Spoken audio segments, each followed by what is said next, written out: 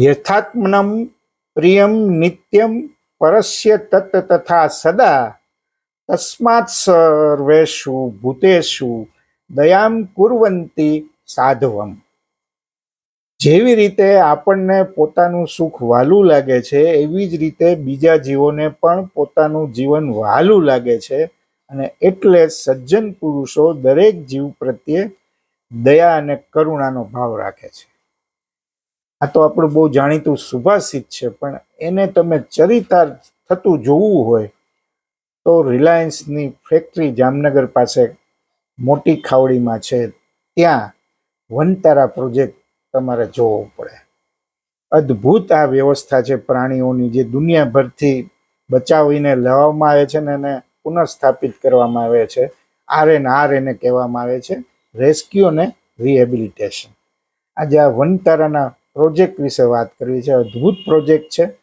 કેટલાક વિવાદો એના વિશે થયા હતા, કરવામાં આવ્યા હતા, પણ એ બધાને બાજુએ રાખી પ્રાણીઓની સેવા કઈ રીતે થાય એનો જીવતો જાગતો દાખલો છે વનતારા. સાંભળજો છેક સુધી, બહુ રસપ્રદ બાબતો એની સાથે જોડાયેલી છે. એટલે જામનગરથી મોટી ખાવડી તમે થોડોક જાઓ એટલે બહુ વિશાળકાય રિલાયન્સની ફેક્ટરી છે. આપણે બધા જાણીએ છીએ 25,000 એકરમાં એનો ફેલાવો છે. એની વચ્ચે એક સાથે નહીં પણ ટુકડાઓમાં 3,000 કે 3,500 એકરમાં વનતારા આવેલું છે. કોઈ ફેક્ટરીની વચ્ચે આવું RNR સેન્ટર પ્રાણીઓ માટે હોય એવો દુનિયામાં ક્યાંય દાખલો છે નહીં, આપણી જાણમાં નથી. આ વનતારા છે પ્રાણી સંગ્રહાલય નથી. એક માણસ લોકોને, સામાન્ય લોકોને આ એક માનસમાં આવી વાત છે, પણ આ માત્ર એક પ્રવાસી પ્રાણી સંગ્રહાલય નથી, પણ વિશાળ વન્યજીવન સંરક્ષણ અને પુનર્વસન કેન્દ્ર છે, જ્યાં બચાવવામાં આવેલા, ઘાયલ થયેલા, અનાથ થઈ ગયેલા, વિસ્થાપિત પ્રાણીઓને સુરક્ષિત, કુદરતી અને સ્વસ્થ વાતાવરણ મળે એ રીતે એને વિકસાવવામાં આવ્યું છે. બચાવ, સારવાર, પુનર્વસન, દુર્લભ પ્રજાતિઓનું સંરક્ષણ પણ અહીં થાય છે. અને જે પ્રાણીઓ ઉપર ગેરકાયદેસર જેને કેદ રાખવામાં આવ્યા હોય, સર્કસમાં જેની ઉપર ત્રાસ થતો હોય, વન્યજીવનની તસ્કરી આ દુનિયામાં બહુ ચાલે છે, અથવા તો જેને રહેઠાણ ન મળ્યું હોય, એવા બધા મુશ્કેલ સ્થિતિમાંથી અહીંયા પ્રાણીઓને લાવવામાં આવે છે. એટલે હેતુ જ એ છે કે આવા પ્રાણીઓને એમના કુદરતી રહેઠાણ સાથે મળતું આવે ને એવું વાતાવરણ આપવું અને જીવવાની બીજી તક આપવી, આ સૌથી મહત્વની વાત છે. મેં જેમ કહ્યું તેમ કે ફેક્ટરીની અંદર આવેલું આવું કોઈ સેન્ટર દુનિયામાં લગભગ ક્યાંય છે નહીં. અને તમે જેવા અંદર ફેક્ટરીમાં પ્રવેશો સાહેબ, એટલે એક સૂચના આપી દેવામાં આવે કે તમારું વાહન 30ની સ્પીડથી વધારે ચલાવવાનું નથી. અને માની લ્યો કે તમારી સ્પીડ વધી ગઈ તો આવતા 100 મીટર એક ડિજિટલ સ્ક્રીન હોય, એમાં તરત સૂચના આપી દેવામાં આવે કે તમારું વાહન વધારે સ્પીડથી ચાલે છે, 30ની અંદર સ્પીડ રાખો. અને સાહેબ આટલી મોટી ફેક્ટરી છે, વનતારા છે, ડેટા સેન્ટર બની રહ્યું છે, સોલાર પાર્ક બની રહ્યો છે, પણ તમને શાંતિ એટલી લાગે, શાંતિનો અનુભવ થાય એટલું આ સરસ વાતાવરણ છે. અને તમને એમ જ લાગે કોઈ કુદરતી વાતાવરણમાં તમે આવ્યા છો. આ કેન્દ્રની ડિઝાઇન જ એવી રીતે વનતારાની કરવામાં આવી છે કે જંગલ જેવું વાતાવરણ છે. અહીં તળાવ, વૃક્ષ, પ્રાણીઓની જરૂરિયાત મુજબ અલગ અલગ રહેઠાણો છે. 3,000 3,500 એકરમાં છે. અને કુલ પ્રાણીઓ 2025ની સ્થિતિમાં કમ્પ્લાયન્સ ડોક્યુમેન્ટ જે હતું એમાં લગભગ 45,000 થી 50,000 પ્રાણીઓ, અત્યારે વધારે પણ ત્યાં હોઈ શકે. અને 2,000થી વધુ પ્રજાતિઓના પ્રાણીઓ અહીંયા છે. આથી લગભગ 250, 300 છે. બિગ કેટ્સ એટલે કે મોટી બિલાડીઓ, 300થી વધુ ચિત્તા, સિંહ, એમાં એશિયાઈ પણ છે અને આફ્રિકન પણ છે. વાઘ છે, ગોલ્ડન ટાઈગર, સ્નો ટાઈગર, આવા જગુઆર જે બધા રાની પશુઓ કહેવાય, એની પણ બહુ મોટી સંખ્યા છે. દીપડા પણ છે. શાકાહારી પ્રાણીઓ છે, 300થી વધુ હરણ, જીરાફ, ઝેબ્રા જેવા પ્રાણીઓ પણ છે. સરીસૃપ પણ છે, 1200થી વધુ મગર, સાપ, અજગર, કાચબા પણ ત્યાં જોવા મળે છે. કેટલાક અજગર તો એવા છે જેની કિંમત કરોડોમાં થાય છે. એટલે કેટલીક દુર્લભ પ્રજાતિઓ છે જેને સ્લેન્ડર લોરીસ એવા પ્રકારના પક્ષીઓ છે, એ સ્થાનિક છે પણ વિદેશી પણ છે. કેટલાય વિદેશોમાંથી, લગભગ 40 દેશોમાંથી અહીંયા પ્રાણીઓ લેવામાં આવ્યા છે. અને આફ્રિકા, યુરોપ, એશિયા, અમેરિકા બધા ખંડોમાંથી અહીંયા પ્રાણીઓ લેવામાં આવ્યા છે. 2024ની વાત તમે કરો તો વેનેઝુએલામાંથી લગભગ 1825 પ્રાણીઓ લાવવામાં આવેલા. તમે વિચાર કરજો, જગુઆર, ટેપીર, વાંદરાની વિવિધ પ્રજાતિ, અને આ બધાને હવાઈ માર્ગે લાવવામાં આવ્યા. કેટલું મુશ્કેલ કામ હશે, વિચાર કરો. અને પ્રાણીઓને કુલ સંખ્યા, દેશોની યાદી ને એ બધી સંખ્યાઓ બદલાતી રહે છે. ને જાહેર પબ્લિક માટે આ છે જ નહીં, કારણ કે રેસ્ક્યુ ને રિહેબિલિટેશન છે. પણ આટલા લોકો બહારથી અહીંયા લઈ આવવામાં આવે છે ને, એમને કુદરતી વાતાવરણ આપવું એ સૌથી મહત્વનું છે. કેટલાક પ્રાણીઓ એવા છે કે જે ઠંડા પ્રદેશના છે, હવે એ અહીંની ગરમીમાં રહી શકે કે કેમ, આ પ્રશ્ન આવે. એટલે એના માટે એમનું જે પોકેટ આખું બનાવેલું હોય, ત્યાં જંગલ જેવું જ વાતાવરણ હોય, પણ કેટલોક પોર્શન એવો હોય જ્યાં એસી જેવી વ્યવસ્થા કરવામાં આવે. અને કોઈ પ્રાણીને ગરમી લાગે તો એ વિસ્તાર, એ જગ્યામાં જાય જ્યાં 8 થી 10 ડિગ્રી ટેમ્પરેચર ઘટી જાય.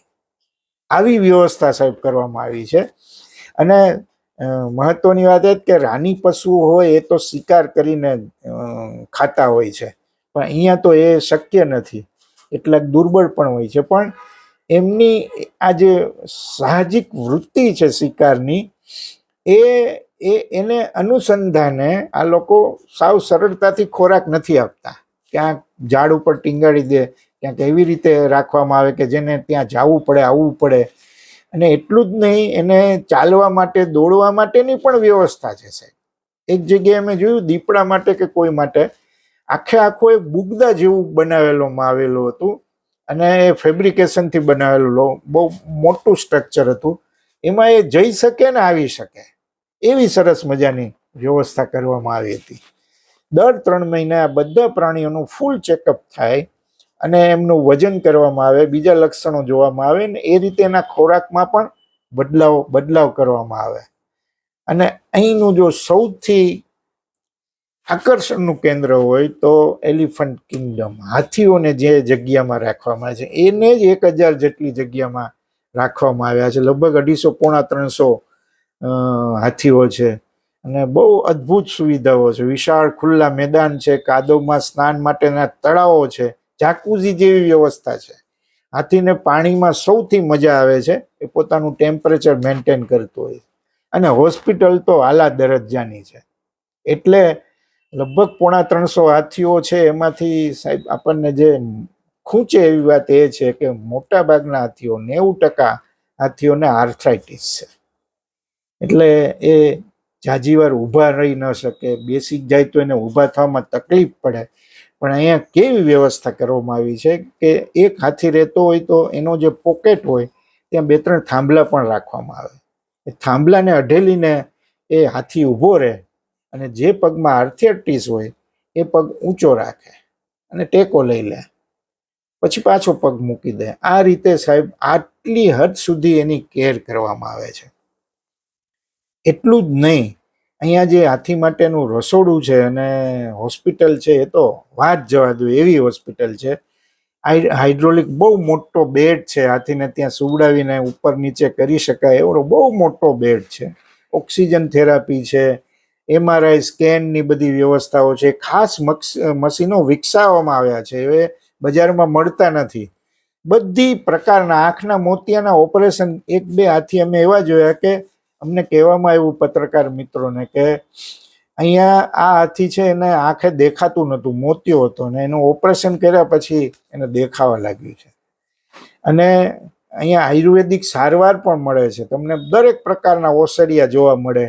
એ હાથીઓને લેપ પણ એના કરવામાં આવે. એ બધી આયુર્વેદિક થેરાપીથી પણ કામ કરવામાં આવે છે. આધુનિક સારવાર તો છે જ, અને એનું રસોડું છે, એમાં રોજ 1 ટન ખીચડી બને છે, 1 ટન. અને એ જુદી જુદી દાળની, રોજ એમાં દાળ બદલાતી જાય. એવા જ પ્રકારે લાડુ પણ બને છે, એમાંય વિવિધતા.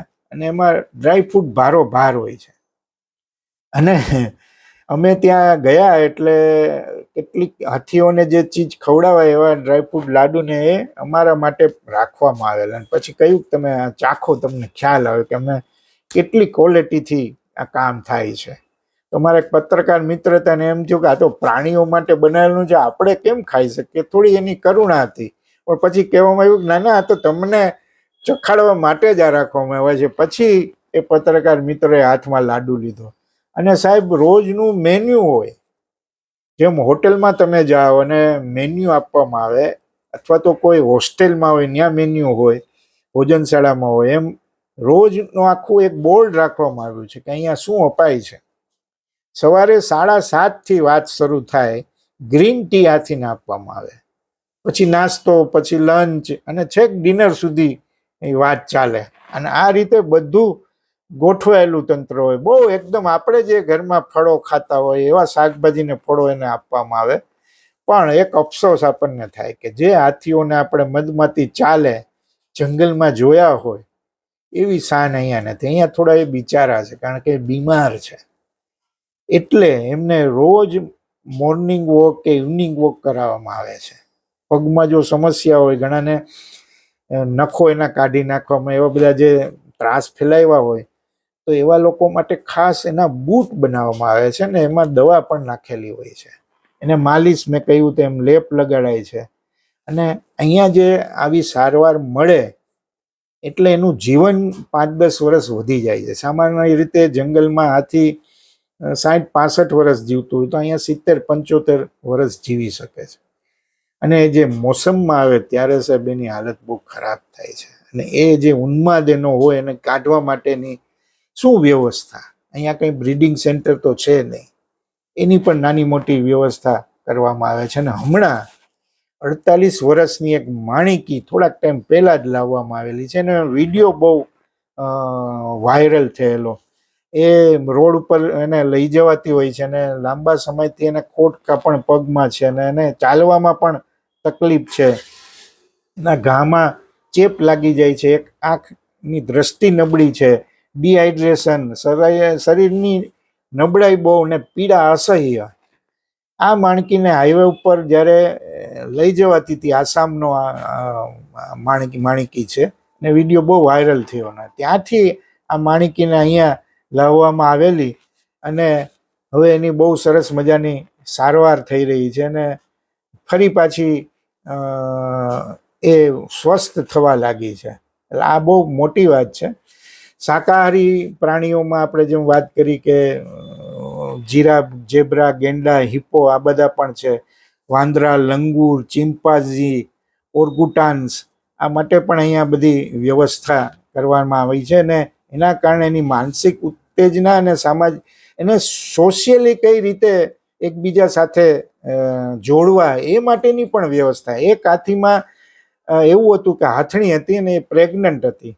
હાથણી હોય એ મોટાભાગે શેરડીના ખેતરમાં જન્મ આપે બચ્ચાને. સાહેબ, તો અહીંયા એની માટે એવું શેરડીના ખેતર જેવું આખો એક ઊભું કરવામાં આવ્યો વાતાવરણને, ત્યાં એને જન્મ આપવામાં આવ્યો. અત્યારે તો એ બચ્ચું 5-7 વર્ષનું થઈ ગયું છે. અહીં મોર, પોપટ અને જેવા સ્થાનિક પક્ષીઓ સાથે મેકો, ફ્લેમિંગો, ક્રેન્સ, વિદેશી પક્ષીઓ પણ છે. મગર, કાચબા, સાપ, ગરોળી, મેં તમને કહ્યું એમ. પણ આ જે પશુ ચિકિત્સા છે એનું જે ઇન્ફ્રાસ્ટ્રક્ચર છે, આધુનિક hospital, diagnostic lab, operation theatre, quarantine પણ કરવામાં આવે છે. ઘણીવાર બહારથી પ્રાણીઓને લાવવામાં આવે. આપણે જેમ કોરોના વખતે જે ક્વોરન્ટાઇન સેન્ટરો ઊભા થયા હતા, એવી જ રીતે અહીંયા ક્વોરન્ટાઇન સેન્ટર પણ છે. ત્યાં થોડો સમય રાખવામાં આવે ને પછી એને એના ઘર ભણી લઈ જવામાં આવે. અને 24 કલાક અહીંયા બહુ મોટો સ્ટાફ છે, બહુ એટલે બહુ મોટો. માની લો કે હાથીની વાત કરું તો જ્યાંથી હાથીને લાવવામાં આવ્યા હોય એનો જે માહવત હોય ને એને પણ સાથે મોટા ભાગે લેવાય, કારણ કે એની સાથે એનું બોન્ડિંગ હોય ને. એટલે એક હાથી ઉપર 2-3 માહવત રાખવામાં આવે. એટલે અહીંયા જે હોસ્પિટલની જે વાત મેં કરી એમાં બધી સગવડો કરવામાં આવી છે. MRI, CT scan, x-ray, ultrasound, endoscopy, dental scaling, surgery બધી છે. અને ઘણાને એમ થાય કે આ શું શું કામ કરવામાં આવ્યું છે? અનંત અંબાણીનો પ્રાણી પ્રેમ છે એ તો ખરું જ, પણ આ મનોરંજન માટેનું કામ નથી. આ કરુણા જીવદયાનું આ કામ છે. અને મહત્વની વાત એ છે કે અહીંયા જેટલા પ્રાણીઓ છે એની ઉપર સંશોધન થઈ શકે, એ પણ એનો એક બહુ મુખ્ય હેતુમાંનો એક છે. એટલે અહીંયા જે પ્રાણીઓના અભ્યાસો હશે એ અહીંયા આવશે અને એ અભ્યાસ કરશે. પ્રાણીઓના વર્તન, એમની જીવવાની પદ્ધતિ, એમનામાં આવતા ફેરફારો, આ બધા વિશે વાત ત્યાં થશે. એટલે આ બહુ મહત્વનું પાસું છે. બધા લોકોને આ જોવા નથી મળતું વનતારા, અને પબ્લિક માટે છે પણ નહીં. પણ જેટલા લોકોને લાવવામાં, અહીંયા મંદિર પણ બહુ સરસ છે. જ્યાં અનંત અંબાણીના લગ્ન થયા, રાધાકૃષ્ણનું બહુ સરસ મંદિર છે એની સાથે. અને દરેક પોકેટમાં એક એક મંદિર રાખવામાં આવ્યું છે, 9 મંદિરની જે કલ્પના છે એ પ્રમાણે. એટલે આ બહુ અદ્ભુત કેન્દ્ર છે RNR. અને આખરમાં મારે એક સંસ્કૃત સુભાષિતની વાત કરવી છે. પ્રાણી નામ ઉપકારાય યે જીવંતી સજ્જના તેષામ કીર્તિમ જલે લોકે સદા ચંદ્રેણ વર્ધતે. સજ્જનો પ્રાણીઓના ઉપકાર માટે જીવે છે, તેમની કીર્તિ આ સંસારમાં, જે સજ્જનો પ્રાણીઓના ઉપકાર માટે જીવે છે તેમની કીર્તિ આ સંસારમાં ચંદ્રના પ્રકાશની જેમ હંમેશા વધતી રહે છે. આવું આપણું સુભાષિત છે. કદાચ એ સુભાષિત અનંત અંબાણીને લાગુ પણ પડે. અનંત અંબાણી વર્ષમાં 2-3 વાર અહીં આવે છે, 1-1.5 મહિનો રોકાય છે. દરેક આ વનતારાના કેન્દ્રની પોતે જાતે મુલાકાત લઈ અને ફેરફાર પણ સૂચવે છે. મુકેશ અંબાણી પાસે પૈસાની કોઈ સમસ્યા નથી. આ 3,000 કરોડના ખર્ચે, 2,500-3,000 કરોડના ખર્ચે આખું સેન્ટર બન્યું છે, ને વર્ષે 200-250 કરોડનો ખર્ચ છે. રિલાયન્સ માટે બહુ મોટી વાત નથી, પણ જે જીવદયા અને કરુણાનો કન્સેપ્ટ છે એ સૌથી મહત્વનો છે. એટલે વનતારા છે એ કરુણાનું એક કેન્દ્ર છે. એ રીતે આને જોવું જોઈએ. આભાર. ફરી મળીશું.